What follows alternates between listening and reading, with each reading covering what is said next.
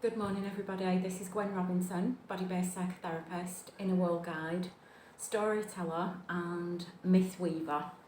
So I've been trying to record this video on and off all week, but the energies have been so layered and confusing that each time I've tried, the subject has been so deep and so complex that it was like in the end I gave up and I decided to wait until there was more of an overview, more clarity, I guess. And so what's been happening this week is, as I've been working with people trying to figure out what's trying to be dismantled, a story kept coming through of something that I witnessed when I was a young social worker. And it was to do with physical abuse. And so I was working with a family, and the woman in the family had been beaten and hospitalised by her husband on several occasions, and the violence in the family was escalating. And I remember I'd been reading a book by Louise Hay at the time called You Can Heal Your Life. And there was something in that book that actually stirred me to say to this woman, can we just go back to when you were a child and to the wishes and the desires of your heart and the kind of world that you wanted to create? And can we see if those desires of your heart are in alignment with the storyline that you're actually living in this moment? And I wonder, if we could be courageous enough to actually look in the mirror and look into the heart of that younger you and face what she's trying to tell you. And I remember that this woman was just in bits. She was like, I can't face that part of myself.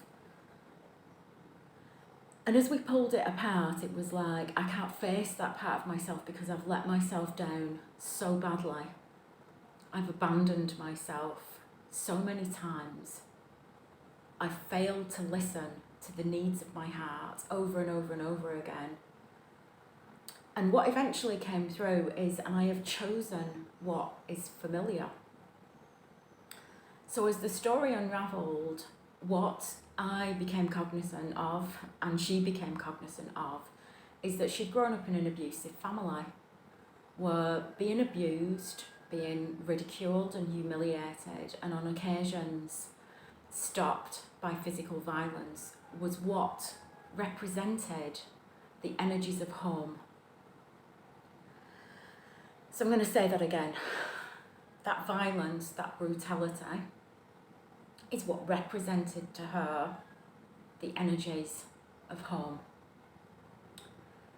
And as we both registered that, I think it became obvious that it was going to be quite difficult to dismantle this storyline and this way of being. Now, we wouldn't have spoken in that language at the time, storylines and ways of being, but what we could see is that this, in essence, was all she'd ever known. And she didn't know how to choose something different. And it was one of those critical situations because the violence was escalating, and she knew that what would happen next is that her husband, who was out of control, would start to physically assault the children as well. And because this lady couldn't move to protect herself, and so look for, a barring order or whatever the equivalent is in your country, an order that says this man can't come into the house. She couldn't do that to protect herself because deep underneath, it's like she didn't feel worthy of love and protection. But she could do it for her children. So we were able to proceed, and we were able to go to court, and we were able to get an order to stop this man from entering the house and assaulting anybody in the family. And so a couple of days after the order had been instated, I went to visit, and the whole family were in bits. It's like their nervous systems were shot. And as we unravelled this, what became evident is that they couldn't handle the peace. The peace and the quiet was so unfamiliar that it was totally threatening, and they didn't know what to do with it. And I remember the youngest son saying, I just want to go and smash something against the wall to just disturb the silence because it's too much, it's too much.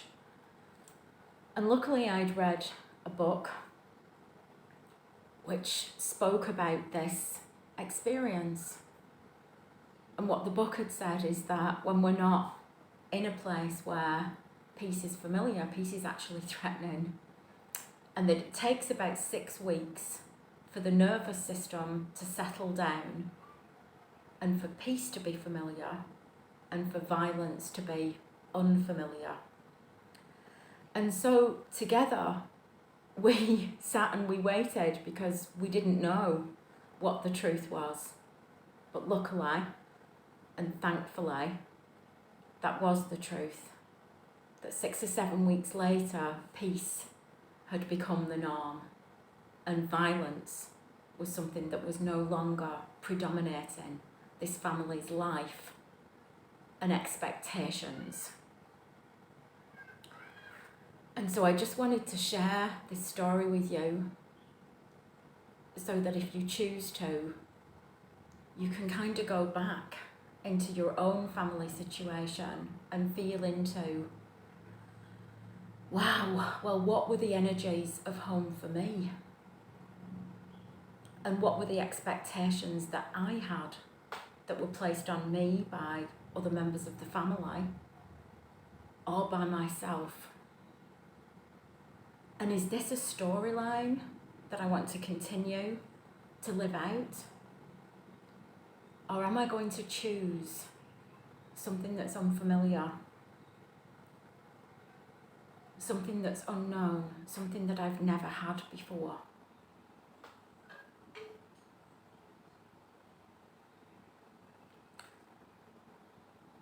And this is a really serious question because it involves a dialogue with ourselves. It involves listening to our own hearts. And part of that, from what I've seen this week, is, oh my God, I don't trust myself. I don't know what I want. I can't even hear myself. You know, all I can hear are these voices of, it's not safe and I'm not okay. And from that, what's been happening this week is I've seen people go back into old patterns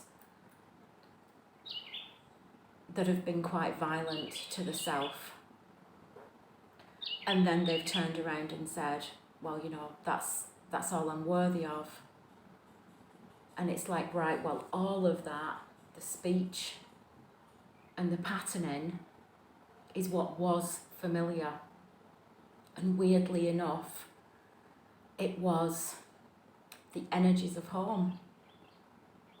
So violence and perhaps self-ridicule and perhaps the inability to include oneself and listen to the needs of one's heart has been, for you, the energies of home. And if so, it just takes for you to hold yourself with love and compassion and be able to acknowledge this. And then from holding yourself in love and compassion, it's like a new pattern can emerge as that pattern starts to defamiliarize as the predominant pattern in your life. So I hope that's helped.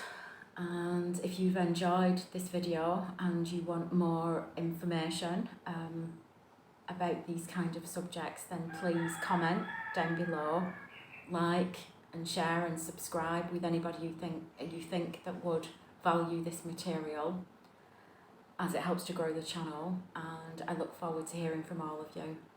Okay, thank you so much, and bye for now.